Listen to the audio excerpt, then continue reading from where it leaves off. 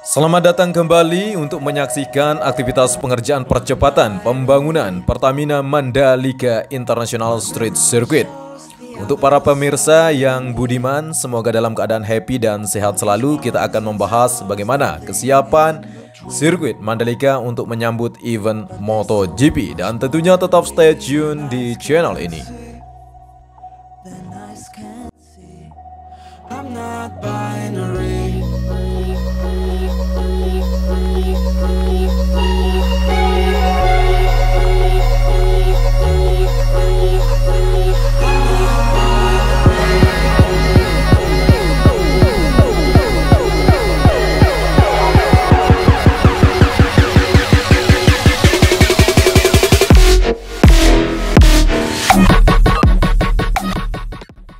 Assalamualaikum warahmatullahi wabarakatuh. Salam sejahtera buat kita semua. Om Swastiastu. Untuk mengawali review kali ini, mari kita sejenak memanjatkan puja dan puji syukur kehadirat Allah Subhanahu wa Ta'ala yang memberikan kita begitu banyak rahmat, nikmat serta kesehatan sampai detik ini. Tidak lupa kita aturkan untuk salawat atas junjungan Nabi besar kita Muhammad sallallahu alaihi wasallam dengan mengucapkan Allahumma salli ala Sayyidina Muhammad wa ala ali Sayyidina Muhammad. Dan tepat sekali kita sudah berada di area bagian tribun premium di antara bagian tikungan ke-15 menuju tikungan ke-16 di sebelah kiri outer lane service route.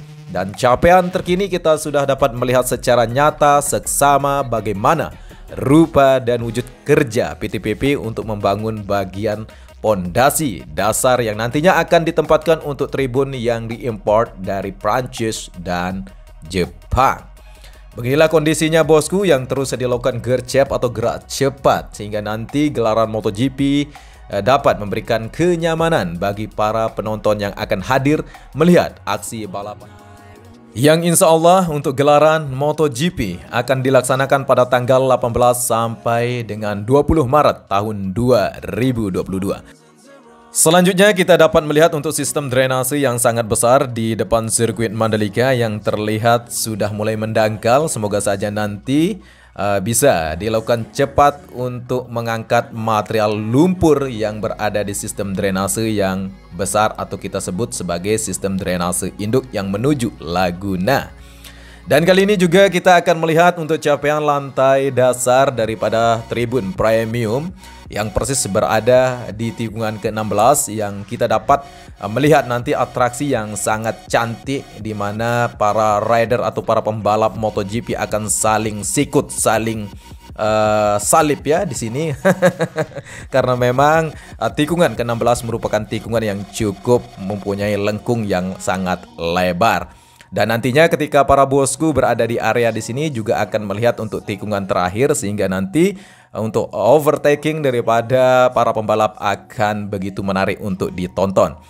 Dan sekaligus di sini kita dapat melihat bagaimana perapian area gardu listrik yang terlihat di sini untuk alat kelistrikan yang begitu banyak seperti kontainer-kontainer di sini sudah mulai ditempatkan untuk pramusim ya informasinya, karena masih detik ini tidak ada informasi apakah diundur, apakah dilanjutkan, karena kita masih berpatokan pada jadwal yang telah ditetapkan bahwa pramusim MotoGP akan dilaksanakan di sirkuit Mandalika pada tanggal 11 sampai 13 Februari tahun ini.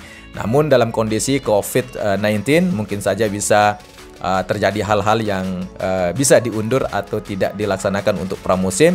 Sedangkan untuk MotoGP 1000% akan dilaksanakan dengan skema yang telah nanti dilakukan evaluasi dan memberikan treatment bagaimana nanti para rider akan lebih nyaman datang ke sirkuit Mandalika tanpa harus melalui karantina yang cukup panjang.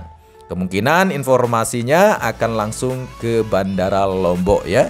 Untuk para rider tidak akan singgah di Jakarta.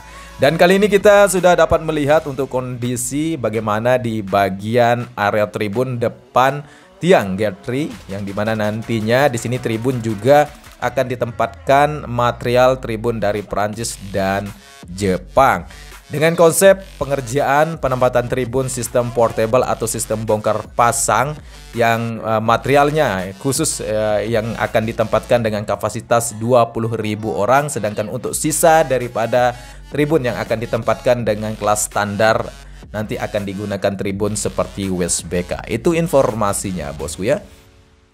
Secara fakta dan nyata, kita dapat melihat aktivitas pengerjaan setiap hari, bahkan dari pagi, siang maupun malam, bahkan tidak ada hentinya. Alat-alat berat bekerja terus untuk dapat menyelesaikan untuk bagian landscape area zona tengah. Nantinya akan tampak lebih rapi lagi, di mana nantinya akan ditempatkan tribun-tribun yang kelas premium di sini, yang tentunya harganya cukup membuat kita harus menabung dari sekarang. Dan silahkan para bosku untuk membeli tiketnya ya, karena proses pembangunan terus berjalan untuk memberikan sebuah kenyamanan. Dan tentunya ini merupakan sebuah proses yang kita harus lalui, tidak bisa bim salah bim, abrak kedabrak langsung jadi seperti apa yang diimpikan atau ekspektasi para netizen Indonesia ya.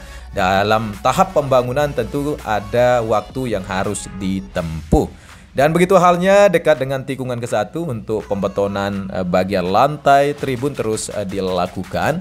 Di sini begitu banyak pekerja, walaupun kalau melihat menggunakan materi video udara tentunya sedikit rupanya yang bekerja, tapi tidak kurang daripada 1.000 orang dalam pembangunan kawasan KEK Mandalika, baik untuk area sirkuit Mandalika di dalam sirkuit itu sendiri maupun di area pembangunan jalan ya di luar sirkuit. Selanjutnya kita berbelok ke arah kiri untuk melihat capaian pengerjaan bagian tribun deluxe kelas yang kita ketahui untuk lantai kerja sudah terbeton secara hampir mengatakan sempurna, dan perakitan untuk bagian bangunan dengan sistem modular untuk tribun kelas VVIP di sini bosku dengan harga 10 juta 3 harinya. Terlihat di sini aktivitas pengerjaan cukup ramai dibantu dengan alat berat. Terlihat berjejer ada 3 crane yang terus standby untuk mengangkat material baja yang nantinya akan dilakukan perakitan bangunan dengan sistem modular. Jadi perlu saya tegaskan di sini bosku, ini merupakan bangunan permanen. Tapi kelebihannya adalah ketika nantinya ada renovasi atau dilakukan pembangunan untuk mengganti struktur bangunan atau mengganti desain, maka bangunan ini bisa dibongkar pasang ya, bisa dicopot dengan cepat. Ini kelebihan daripada bangunan modular.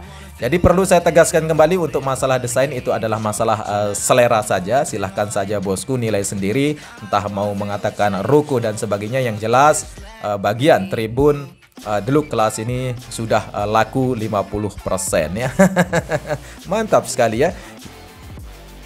Bagi saya, sirkuit Mandalika yang sejak lama kita impikan, Indonesia mampu membuat sirkuit bertaraf internasional. Dan memang kita ketahui memang pernah sempat sirkuit Sentul ya dibangun, tapi itu swasta. Yang dibangun oleh negara hanya sirkuit Mandalika yang bertaraf internasional. Bagi saya sendiri secara pribadi sangat apresiasi terhadap pembangunan nasional ini. Dalam kesempatan ini saya tegaskan bahwa untuk event MotoGP tidak ada namanya dibatalkan bosku ya. Pemerintah terus berusaha untuk memberikan sebuah kenyamanan untuk para rider hingga nanti para tim Dorna akan nyaman untuk berada di sirkuit Mandalika dengan beberapa regulasi yang akan digodok tentunya bosku. Tenang saja ya, jangan sampai tergerus dengan isu-isu, karena sirkuit Mandalika ini merupakan salah satu yang menjadi sorotan dunia ya, karena ketika dibatalkan ya tetangga banyak yang tertawa bosku ya. Sejak lama Anda membuat sirkuit kok tidak bisa menyelenggarakan MotoGP ya. Dan perlu saya tegaskan kembali bahwa sirkuit Mandalika ini adalah merupakan salah satu bagian terpenting untuk meningkatkan perekonomian negara baik secara nasional khususnya di dunia pariwisata. Dan ini momentum Indonesia untuk bangkit sebenarnya. Dan para netizen saya tegaskan, mari kita dukung pembangunan ini, mari kita viralkan, mari kita kasih support. Janganlah dibully bosku, ini baru pertama kali Indonesia mampu membuat sirkuit malah dibully, malah dicaci. Ya aneh-aneh saja ya. Dan tepat sekali kita sudah berada di area zona timur dekat dengan gerbang timurnya bosku, di mana area parkir di sini sedang dilakukan untuk perataan dan perapian, dan selanjutnya kita loncat untuk melihat aktivitas pengerjaan di bagian tribun 360 ya.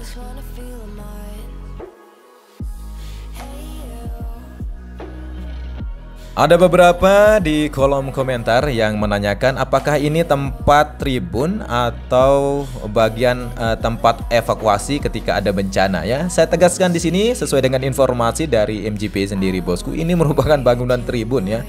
Ini tidak relevan kalau kita mengatakan adalah tempat evakuasi yang tidak luas seperti ini ya. Jadi tidak relevan sekali ya. Jadi informasinya bosku, ini merupakan salah satu tempat tribun yang nantinya fungsinya hampir sama dengan tribun di bagian area tikungan ke-1.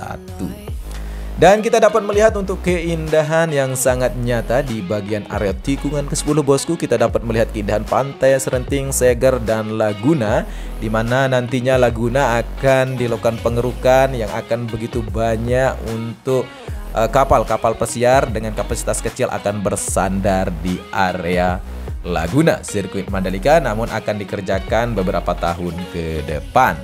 Informasinya ada investor yang sudah menandatangani hal tersebut. Untuk meyakinkan para bosku supaya tidak tergerus dengan isu pembatalan sirkuit Mandalika, silahkan saja beli tiketnya, jangan bingung, jangan baper ya bosku ya, karena kalau Anda hadir ke sirkuit Mandalika membeli tiket sudah membantu negara untuk kemajuan perekonomian atau membangkitkan perekonomian di masa pandemi.